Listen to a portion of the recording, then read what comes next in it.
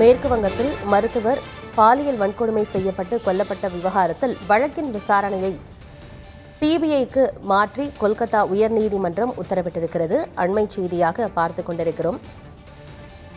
கொல்கத்தாவில் பெண் மருத்துவர் பாலியல் வன்கொடுமை செய்து கொல்லப்பட்ட வழக்கு சிபிஐக்கு மாற்றம் செய்யப்பட்டிருக்கிறது.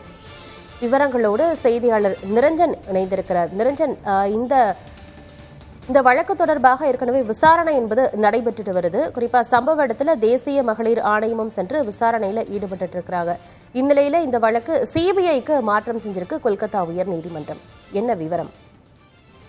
கொல்கத்தாவில் 2ஆம் ஆண்டு மருத்துவ மேல் படிப்பு படித்து வந்த மாணவி அங்க நைட் டியூட்டி முடிச்சுட்டு அவங்க வீட்டுக்கு திரும்பும் வழியில கொடூரமான முறையில பாலியல் வன்கொடுமை செய்யப்பட்டு கொல்லப்பட்ட விவகாரம் கல்கத்தா மட்டுமில்ல, அந்த மாநிலம் மட்டுமில்ல, இந்தியா முழுவதுமே பெண்கள் பாதுகாப்பு சம்பந்தமான பெரும் அதிர்ச்சியை ஏற்படுத்தி இருக்கக்கூடிய சூழல்ல இது சம்பந்தமான வழக்கின் விசாரணை கல்கத்தா உயர் நீதிமன்றத்துல தலைமை நீதிபதி சிவஞானம் தலைமையிலான அமர்வுல நடைபெற்று வந்தது. இதுல நிறைய மனுக்கள் போடப்பட்டிருந்தது. இண்டிபெண்டன்ட் ப்ராப் வேணும், அதே மாதிரி நீதிமன்றம் கண்காணிப்பின் கீழே விசாரணை நடத்தப்பட வேண்டும், சிபிஐ விசாரணைக்கு மாற்றப்பட வேண்டும், இப்படின்னு நிறைய கோரிக்கைகளை வைத்து மனுக்கள் தாக்கல் செய்யப்பட்டிருந்த நிலையில அந்த மனுக்களை தீவிரமா விசாரிச்சாங்க. கிட்டத்தட்ட 4-5 மணி நேரத்திற்கு மேலா தலைமை நீதிபதி அமர்வு விசாரணை நடத்தியிருந்தாங்க. கடைசியா இந்த வழக்கை சிபிஐ விசாரணைக்கு நாங்க மாற்றோம் அப்படின்ற ஒரு மிக முக்கியமான உத்தரவு பிறப்பிக்கப்பட்டிருக்கு. இதற்கான காரணம் பாதிக்கப்பட்ட அந்த பெண்மணியுடைய பெற்றோர்கள் இது சம்பந்தமான ஒரு கான்பிடென்ட் வேணும், அவங்களுக்கு வழக்கு விசாரணை நியாயமா நடக்கும் அப்படின்ற ஒரு நம்பிக்கை வேண்டும். அதே நம்பிக்கை தெருவில் இறங்கி போராட்டம் நடத்தக்கூடிய பொதுமக்களுக்கும் சாமானியர்களுக்கும் ஏற்படும். அந்த ஒரு காரணத்துக்காக தான் நாங்க சிபிஐ விசாரணைக்கு இந்த வழக்கை மாற்றுகிறோம் அப்படின்ற ஒரு மிக முக்கியமான கருத்தையும் சொல்லி இருக்கிறாங்க. நாளை காலை 10 மணிக்குள்ள வழக்கு சம்பந்தமான அத்தனை ஆவணங்களும் காவல்துறை கொடுத்தரணும் சிபிஐ கிட்ட அப்படின்ற உத்தரவு பிறப்பிக்கப்பட்டிருக்குது. இது சம்பந்தமான ரெலவெண்ட் கேசஸ் வேற ஏதாவது தொடர்புடைய வழக்குகள் இருந்தாலும் அவையும் சிபிஐக்கு மாற்றப்படுது அப்படின்ற விளக்கமும் அளிக்கப்பட்டிருக்குது. ஏற்கனவே மேற்கு வங்க அரசு சிபிஐ விசாரணைக்கு இதை ஒருவேளை மாற்றும் பட்சத்தில் நாங்கள் ஆட்சேபனை தெரிவிக்க மாட்டோம் அப்படின்னு மாநில முதல்வர் மம்தா பானர்ஜி தெரிவிச்சிருந்தாங்க. அதையும் இன்னைக்கு நீதிபதி தனது உத்தரவுல சுட்டிக்காட்டி இருக்கிறாரு. வழக்கின் விசாரணை சிபிஐ அமைப்புக்கு மாற்றப்பட்டிருக்கிறது. ஆனந்தி, வழக்கு சிபிஐ விசாரணைக்கு மாற்றம் செய்யப்பட்டிருக்கிறது. விரைவில் சிபிஐ விசாரணையை தொடங்க போறாங்க. ஆனால் இந்த விவகாரம் தொடர்பாக ஏற்கனவே ஒரு நபர் கைது செய்யப்பட்டிருக்கிறார். இன்னும் நீங்க அங்க போராட்டத்தில் ஈடுபட்ட மருத்துவர்கள் கிட்டையுமே நீங்க நேரடியா பேசியிருந்தீங்க. அவங்களுடைய பிரச்சனைகளை குறித்து, அவங்களுடைய கோரிக்கைகள் குறித்தும் நீங்க பேசியிருந்தீங்க.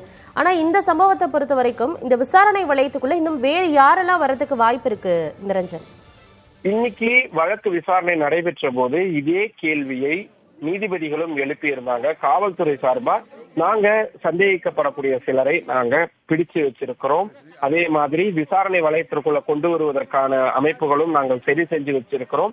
ஆனா முதல் கட்டமா அந்த பெயர்களை நாங்க உடனடியா வெளியே தெரிவிக்க முடியாது. காரணம், நிறைய முக்கியமான தகவல்கள் இன்னும் சேகரிக்கப்பட வேண்டியதா இருக்கு. இந்த இடைப்பட்ட காலத்துல வழக்கின் விசாரணை சுமூகமா நடந்திருக்கு. தேவையான ஆதாரங்கள் அனைத்துமே நாங்க திரட்டி இருக்கிறோம். சம்பந்தப்பட்ட அந்த மருத்துவமனையுடைய பிரின்சிபலை நாங்க பணியிடை மாற்றம் செஞ்சு அரசு உத்தரவு பிறப்பிச்சிருக்கு. சம்பந்தப்பட்ட அதிகாரிகள் நெக்லிஜென்ஸா, ஒருவேளை இது கவனக்குறைவோட யாரேனும் அதிகாரிகள் செயல்பட்டிருக்கிறாங்களா, தொலை தொடர்பு ஏதேனும் வந்து அதை கவனிக்காம விட்டாங்களா, இந்த மாதிரி எல்லா கோணங்களுமே நாங்க விசாரணை நடத்தி இருக்கிறோம். மாணவர் அமைப்புகள் போராட்டம் நடத்தக்கூடியவங்களுடைய கோரிக்கைகள் என்னென்னலாம் வந்திருக்குதோ அதுவும் நாங்கள் பரிசீலனை செஞ்சிருக்கிறோம்னு காவல்துறையின் சார்பாகவும் சரி, அதே போல கல்கத்தா அரசு சார்பாகவும் இன்னைய தினம் நீதிமன்றத்தில் சொல்லப்பட்டது. ஆனந்தி,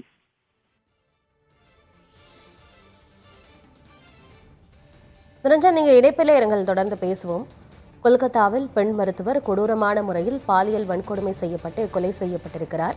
இச்சம்பவம் நாடு முழுவதுமே பெரிய அதிர்வலைகளை ஏற்படுத்தியிருக்கிறது. இச்சம்பவத்தை கண்டித்தும் பெண் மருத்துவர்களுடைய பாதுகாப்பை உறுதி செய்ய கோரியும் டெல்லி முழுவதும் ஏராளமான மருத்துவர்கள் போராட்டத்தில் ஈடுபட்டிருந்தார்கள்.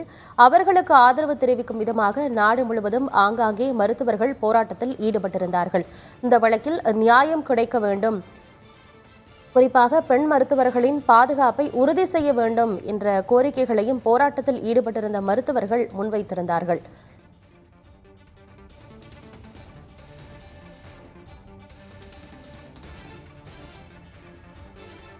இந்நிலையில் இந்த வழக்கு விசாரணை சிபிஐக்கு மாற்றம் செய்யப்பட்டிருக்கிறது. இது குறித்து பேசுவதற்காக மருத்துவர் ஜவஹர் பரத் ரவி சந்திரன் இணைப்பில் இருக்கிறாங்க. சார், வணக்கம். வணக்கம். சொல்லுங்க. சார், கொல்கத்தால பெண் மருத்துவர் பாலியல் வன்கொடுமை செய்யப்பட்டு கொடூரமான முறையில் கொலை செய்யப்பட்டிருக்கிறார். அது நாடு முழுவதும் பெரிய ஒரு அதிர்ச்சியையும் அதிருப்தியையுமே ஏற்படுத்தி இருக்கு. இவ்வளவு ஒரு மோசமான சம்பவம். இப்போ வழக்கு விசாரணை நடந்துட்டு இருந்துச்சு. இப்போ சிபிஐக்கு அந்த வழக்கு விசாரணையை மாத்தி இருக்கிறாங்க. நீங்க அதை எப்படி பாக்குறீங்க சார்? அது ஒரு வெல்கம் சேஞ்ச் தான். அது வரவேற்கணும்.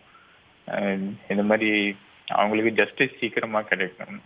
அதுதான் ரொம்ப முக்கியமான ஒரு விஷயம். ஸோ ஆக்ஷன்ஸ் எடுக்கிறது ரொம்ப நல்லது ஆக்சுவலா. விசாரணையை இதன் பிறகு சிபிஐ இன்னும் தீவிரப்படுத்துவாங்க அப்படிங்கிற ஒரு எதிர்பார்ப்பு இருக்கு. சார், இந்த விஷயத்துல என்னென்ன பிரச்சனைகளை பெண் மருத்துவர்கள் ஃபேஸ் பண்றாங்க, என்ன கோரிக்கைகளை நீங்க வைக்கிறீங்க சார்? நீங்க பயிற்சி மருத்துவர், உங்க தரப்புல இருந்து என்ன கோரிக்கைகளை முன்வைக்கிறீங்க? என்னன்னா அதுதான், அவங்க வந்து ஒரு 36 மணி நேரம் தொடர்ந்து டியூட்டி பார்த்துட்டு இருந்திருக்காங்க. ஸோ அந்த டைம்ல வந்து அந்த ஹாஸ்பிட்டல்ல இருந்து வந்து அவங்களுக்கான சப்போர்ட் இல்லை, பக்கத்துல வந்து அவங்களுக்கான செக்யூரிட்டி ப்ராப்பரான ஒரு இது இல்லை, அவங்களுக்கு பாதுகாப்பு ப்ராப்பரா ப்ரொவைட் பண்ணப்படல அந்த இடத்துல. அந்த மாதிரி சின்ன சின்ன விஷயங்கள் தான். அந்த ஹாஸ்பிட்டலோட அட்மினிஸ்ட்ரேஷன் இதெல்லாம் பார்த்து கரெக்டா பண்ணியிருந்தாங்கன்னா இந்த நிலைமை ஏற்பட்டிருக்காது இந்த மாதிரி. அதே மாதிரி டாக்டர்ஸோட டியூட்டி டைமிங்ஸ் கொஞ்சம் ப்ராப்பராக மேனேஜ் பண்ணலாம். அந்த மாதிரி 36 மணி நேரம் நீங்கள் டியூட்டி தொடர்ந்து போடுறீங்கன்னா அதுக்கேற்ற ஒரு செக்யூரிட்டி, அதுக்கேற்ற ஒரு இதுவாக அவங்களுக்கு செக்யூரான என்விரான்மெண்ட்டை ஏற்படுத்தி தரணும். இந்த மாதிரி நிறைய நடக்குது நம்ம. இது ஆக்சுவலாக வந்து மெயினாக வந்து அது சம்மந்தப்பட்ட ஹாஸ்பிட்டல்ஸ் அதை வந்து இது பண்ணி எடுக்கணும். ஆக்சுவலாக இப்போ இதை பொறுத்த வரைக்கும் அவங்க ஹாஸ்பிட்டல் ஆக்சுவலாக ஒரு நல்ல இன்ஃப்ராஸ்ட்ரக்சரோடையும் நல்ல செக்யூரிட்டியோடையும் நல்லா எக்யூப்டாக இருக்கணும். அதே தான் எல்லா ஹாஸ்பிட்டலும் அப்படி தான் இருக்கணும். இந்த மாதிரி ஒரு விஷயம் ஆக்சுவலாக வந்து நடக்கவே கூடாத ஒரு விஷயம். ஸோ தான் என்னோட இது. இல்லை சார், எனக்கு புரிகிறது. உயிரை காப்பாற்ற மருத்துவர்களுக்கு ஒரு போதுமான அளவில் கூட ஒரு பாதுகாப்பே இல்லை அந்த மருத்துவமனையில். ஒரு இடத்துல தான் சிசிடிவி கேமரா கூட இருந்துச்சு.